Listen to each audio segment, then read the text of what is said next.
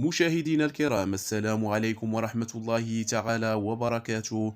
في قرار مالي غير مسبوق، أعلن بنك المغرب رسميا عن شروعه في سحب مجموعة كبيرة من الأوراق النقدية البنكية من التداول ابتداء من الفاتح يناير 2026، في خطوة ستهم ملايين المغاربة داخل وخارج الوطن. المرسوم الذي نشر في الجريدة الرسمية أكد أن أوراق النقدية من فئات 10 و20 و50 و100 و200 درهم، والتي تم إصدارها ما بين سنتي 87 900 وألف و96 900 وألف، ستفقد صفتها القانونية ولن تعود صالحة للشراء أو الأداء أو أي معاملة تجارية بعد التاريخ المحدد.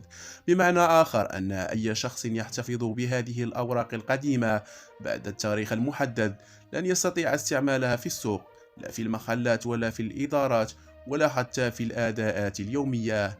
لكن بنك المغرب في خطوة لتفادي أي خسائر للمواطنين منح مهلة طويلة جدا تمتد إلى غاية 31 دجنبر 2030، حيث يمكن لكل المواطنين استبدال هذه الأوراق البنكية بدون أي اقتطاع أو قيود، سواء في وكالة البنوك ومباشرة في فروع بنك المغرب عبر التراب الوطني.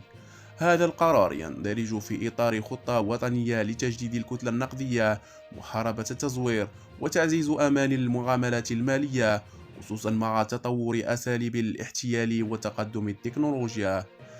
الرسالة إذن واضحة: إذا كنت تحتفظ بأوراق نقدية قديمة في بيتك أو في تجارتك أو حتى مدخرة منذ سنوات، فقد حان وقت مراجعتها قبل أن تفقد قيمتها القانونية.